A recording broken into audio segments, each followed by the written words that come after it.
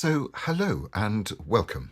My name is Colin McLean. I run a business called Presentation Works, and this is a short video to encompass the presentation called Virtually Perfect.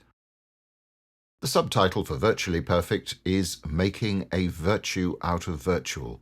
We all rocked up in February, March, whenever it first took off, and realised that getting to a Zoom meeting or a Teams meeting or whatever it was a necessity that we had to get used to. And frankly, we thought we were doing well enough if we turned up on the day at the right meeting and found the right people at the other end. And that sort of was enough back in February and March.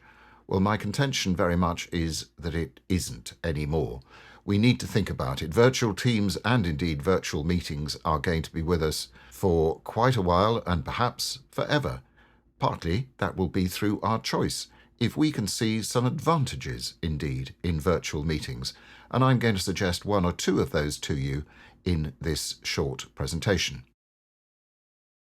So here's the mini agenda for virtual teams and virtual meetings. We're going to talk about it in terms of preparing, getting ready, presenting, basically being the host of a meeting, doing the majority of the talking, and being a participant, again, mostly, not exclusively, being the one attending a meeting. And let's get going on that thought. But before we do, here's a hint or a tip right at the top. I'm suggesting to you that presenting or public speaking is made very much less challenging if you simply think of yourself as a good host. A good host looking after his guests or her guests knows instinctively that you need to be more concerned for their well-being than for your own. Lots of ways in which being a good host is a good analogy to being a good presenter. Let's get going on the main agenda. Preparation. Getting ready. Your stage, your way. Well, what do I mean by your stage? What I mean principally is what we, the people coming along to your meeting, are going to see. What is it that you're sitting in front of? How well thought out is that? How clear is that? How well lit is that? We don't want to be distracted by things behind you. We're quite happy. Indeed, in many instances, we're very interested to see what your home looks like and what books you've got on your bookshelf or what smart pictures you've got. That sort of thing is fine, but let's make that the view that A, makes us welcome, but principally is a view that you are in charge of and that you have chosen. That's the point here. Your stage is up to you to set, to make sure that it's well lit, to make sure that it's as distraction-free for us as it can be. And I've suggested there, the final point is to compete. What I mean by that is you're going to be just one view in a meeting, let's say online. Yours is going to be just one view amongst the others of those who are attending that meeting. Make sure that you are the one who has prepared the best, that you're well lit and well set up, and you will quite literally pop off that screen. That's your intention. You're there to be the one that pops off the screen and looks and indeed sounds like the one best prepared to be there. That inevitably brings us to the tech. What tech aspects do we need to consider before setting out on our meeting? Well, we need obviously to think about the camera, what camera we're using, and particularly what audio setup we've got. The camera may or may not be built into your screen. It may be something that you've got relatively little control of, or it may be a camera that sits on top of your monitor.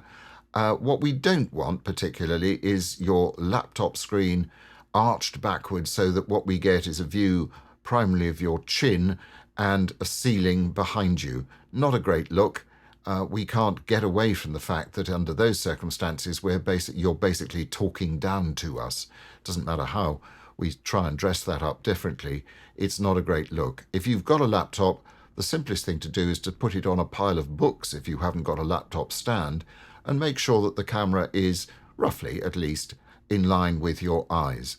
That's the view that we would like to have of you, and will allow you to use the camera to your advantage as well. Now here's the biggie as far as I'm concerned, audio. We really need to make sure that people can hear us clearly. Many a good video, and that includes streaming video, is, I'm afraid, ruined by poor audio.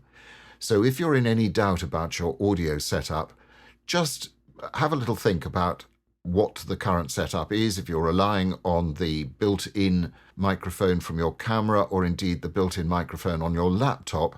It may be possible to set up something that sounds a great deal crisper than that, and there's many a good USB mic these days that plugs straight into your laptop or your desktop, uses the sound card in the system, so you don't have to go to the expense of a separate microphone and a separate audio interface, although that does enhance the audio very significantly too.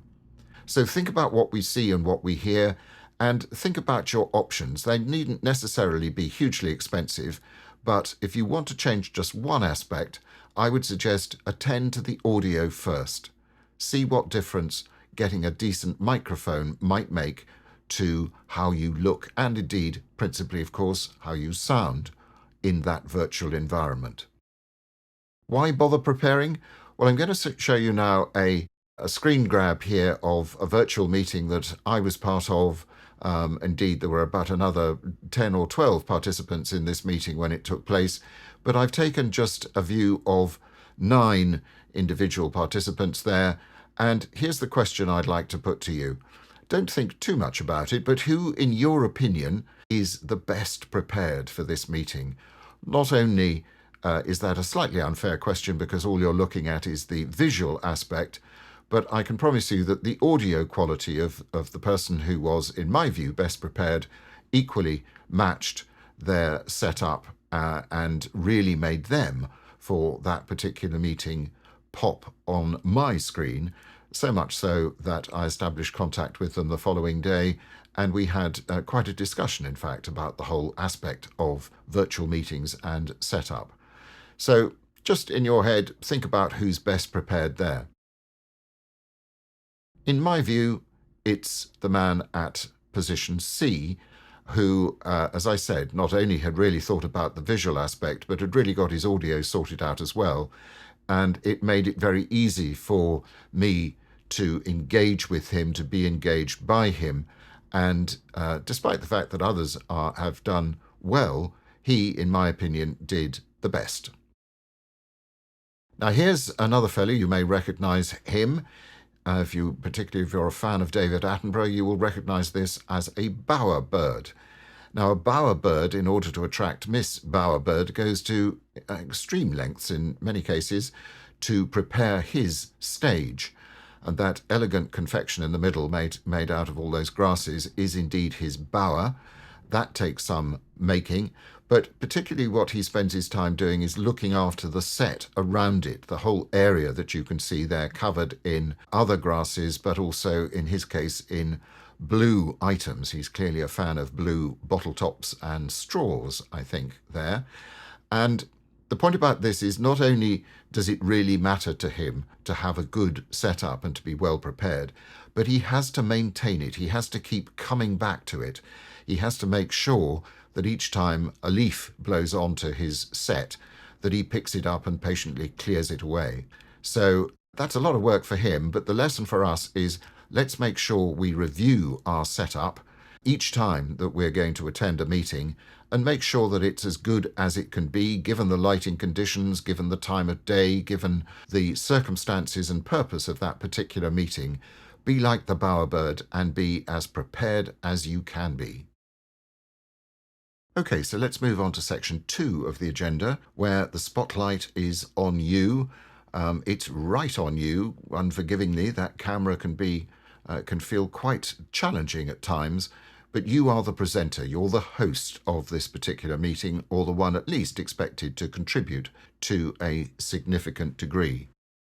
And before we get into that, just think about this. What thing do you currently find most challenging as an online speaker? Just worth reflecting at the moment on the aspect that you find challenging as an online speaker. So here we are, presenting online.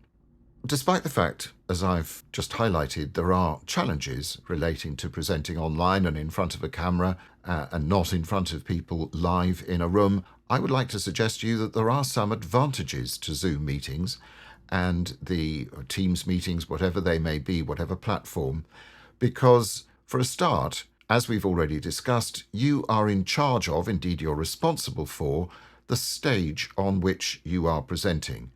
Where you are is up to you. What we see is up to you. How clearly we hear you is up to you. So it's your room and your rules. So you don't have to worry about the boardroom that you're visiting and whether they've got the correct connectivity for your particular laptop or whatever may be the instance in the real world. This is very much an opportunity for you to present yourself in your best light, in the best way that suits you. And travel, of course, great savings on travel. You don't have to get in the car and drive an hour or two or more off to somebody's offices to do this. You can, from the comfort and security of your own home, make this travel free, which in turn leads on to the opportunity to hold multiple meetings. You can have as many meetings as your Zoom appetite can stand. Many people do get zoomed out after maybe 3 or 4 or 5 meetings in a day. That's quite enough for most of us. But nonetheless, if you plan it, you can have more than one meeting, certainly in a day, and that is certainly going to be a huge advantage to you in being able to get to more people in a shorter space of time. The other aspect of this life online is that it's a great leveler. Some of the status in the previous world goes out of the window when we're all sitting in exactly the same rectangular boxes on screen. It doesn't matter if we're the managing director or the most recent employee. We all get equal space on that screen and we all get an equal opportunity to present ourselves well. So use that advantage. Now, there are lots of familiar skills I'd like to suggest to you that work just as well online as offline. We need to remember the non-verbal communication skills that serve us well. A little bit of movement, a little bit of animation in our face, in our hands. We can't, of course, move around the room quite in the way that we might expect a presenter or speaker to, but we can show some non-verbal animation and be accessible. Eye contact is still possible. I'd like to suggest to you that not all the time, but when you want to make a particular point or to wrap up a particular section of your presentation, you might choose to look straight into the lens of the camera and in that instance and at that moment, establish eye contact, so it seems, directly with your audience. Try it out. It does work. When people look at the camera when they're speaking, it does feel as if they're making contact more directly with you. So it is still possible to replicate that. There's lots of ways that we can interact, obviously, on Zoom. That is to say, we've got the chat facility, which, if it's allowed during the meeting, is a very good way of putting questions or comments, of answering questions interactively as the presentation is being made. It's possible for your host to do polls, which of course produce instant results as well. These things aren't as easy in the real world, and they are very much built into the virtual meeting. Timing is as important online as it ever was. If you've said to somebody that you're going to talk for 20 minutes, please don't talk for 30, at least not without having agreed beforehand that they've got, or you can buy, in inverted commas, that additional 10 minutes. Managing your time, managing the time of your audience is as vital as ever it was. Be careful about timing. It is possibly a good plan to vary your language, to make your language a little bit simpler than you might use in a standard presentation environment. Keep the sentences short, keep them simple, keep them appropriate so that nobody can get lost with acronyms that they don't understand and not have the chance to ask you at the time, that sort of thing. And remember that for emphasis, again, as in the real world, pausing now and again, or pausing and repeating a particular point, so that's repeating a particular point can again work well. So finally, just on the presenting topic, the tech aspect, your camera, the audio, the particular medium that you're using, be it Zoom or Teams or whatever it may be, do you understand it? I mean, do you understand it enough? Does it come naturally to you, or is it something that you're going to have to work out live in front of your audience as to how you do a screen share or how you share a document or how you do a poll, for example? It's up to you to know how that works and to be prepared before the meeting. And if you're prepared and it comes fluently, it can, of course, be a great bonus. But it doesn't look good. It's not a great look if you are left there thinking, oh, well, I'm not sure if it's this button or that, and oh dear, no, we haven't got it. Oh, well, I'll come back to that later. We can avoid all of that. So finally, our third little section on this short presentation, where you are principally a participant, where you are, I've suggested there slightly negatively, just making up the numbers. Well, you're not just making up the numbers, as we'll discuss in a moment. So in the same way that I encourage you to think about life as a presenter, what sort of things do you find most irritating when you are in a meeting as a participant? There's a clue here, if you think long and hard about the things that you find irritating, that we need to reflect back on ourselves when we're setting up the meetings. If things irritate us when we're a participant, they might well be irritating our audience if we haven't thought about them as a host.